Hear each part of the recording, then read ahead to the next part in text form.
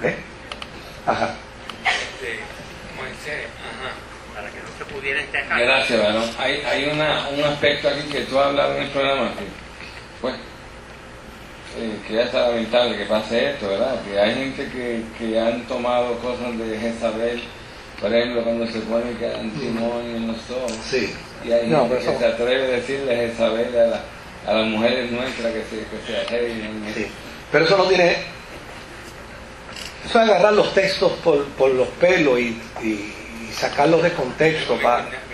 Sí. Por eso, pero esos son realmente son disparates. Y yo creo que pues, eso no tiene ninguna importancia. Lo que pasa es que, pues obviamente, como la historia dice, que ella se maquilló, se arregló, se puso bonita, se vistió con las ropas reales para recibir a Jehú, pues entonces hay algunos religiosos que interpretan que maquillarse y ponerse bonita es pecado. Y ella no pagó por su pecado por maquillarse, maquillándose había estado toda la vida. Ella pagó por su pecado por sus injusticias. Y por haber hecho ¿qué? Por haber hecho lo malo ante los ojos de Dios. O sea, y lo pagó ella, y lo pagó sus hijos, y lo pagó su marido. Ahora, Jehú vino a convertirse en el rey de Israel. Y desde luego, él se encargó de que las palabras del profeta, el oráculo del profeta, fuera cumplido, tal y como el profeta lo había declarado. Pero sin embargo, cuando se suma las gestas de Jehú, también se dice de Jehú que no hizo lo bueno ante los ojos de Dios. Y de hecho, una de las cosas que Jehú hizo fue que al matar la familia de Acab en su totalidad, había un pacto, una alianza entre los pueblos de Tiro, entre los pueblos de Sidón, entre los fenicios. Y desde luego cuando los fenicios se enteraron que a la hija del rey la habían matado como la mataron, ellos le declararon la guerra a Israel.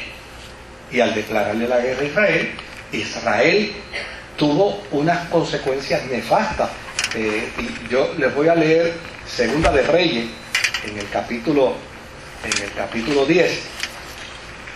Segunda de Reyes, capítulo 10, verso 32 al 34, donde dice: en aquellos días comenzó Yahvé a cercenar a Israel, y Hazael batió toda la frontera de Israel, desde el Jordán al sol levante, todo el país de Galaad, de los Gadionitas, de los Rubenitas, de los de Manasés, desde Aroer, sobre el torrente Arnón, Galaad y Basán. El resto de los hechos de Jehú, todo cuanto hizo, toda su bravura, no está escrito en el libro de los anales de los reyes de Israel. Se acostó Jehú con sus padres y le sepultaron en Samaria, y su hijo Joacás reinó en su lugar. Los días que Jehú reinó sobre Israel fueron 28 años en Samaria, es decir, en el reino del norte. Ya ni sencillamente esas gestas de Jehú no dieron buenos resultados, porque Israel, en lugar de ganar territorio, perdió toda el área septentrional, lo perdió en su totalidad. Y desde luego, pues eso no es, como que eso no es una buena nota de un gobernante, que en lugar de preservar lo que tiene o de ganar más terreno, lo haya perdido. Así es como vamos a encontrar todo el libro de Reyes, historia tras historia. ¿Qué es fundamental? Que entendamos, como leímos ahora, ¿verdad?, que el autor de estas historias leyó unas historias escritas ya, pero reinterpretó esas historias. ¿Desde qué perspectiva? Desde cuán cerca o cuán lejos se estaba de la alianza. Y a base del entendimiento que él tenía de lo cercano o de la lejano que se estaba de la alianza, entonces dijo, mira, las cosas que sucedieron como consecuencia de lo cercano o de lo lejano que esta gente estuvo de la alianza. ¿Alguna pregunta hasta aquí? Adelante.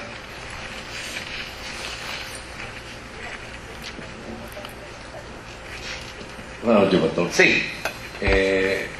¿Podría concluir entonces el libro de Reyes que según el pueblo judío estuviera con Dios y de parte de Dios haciendo las cosas según el pacto, ellos tenían prosperidad y ganaban batallas y estas cosas, y mientras no, la perdían? Sí.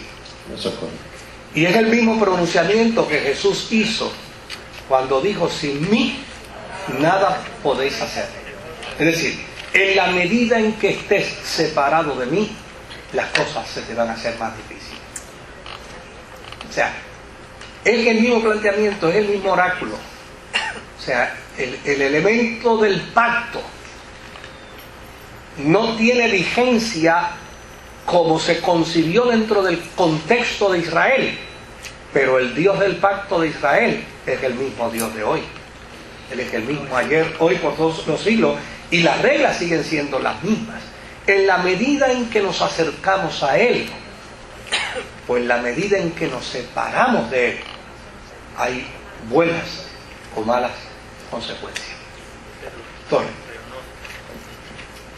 Jehová no le dio, Sí. Jehová no le dio a los judíos ciertas bendiciones que nunca se las quitó. Bueno, aquellas que les prometió Abraham nunca le han sido quitadas. Porque después que fueron perseguidos en todo el mundo, siempre están ahí. Sí, siempre. Y siempre son los más que progresan en cualquier sitio que llegan. Porque fueron promesas que Dios hizo a Abraham y Dios las va a honrar. Dios va a honrar sus promesas.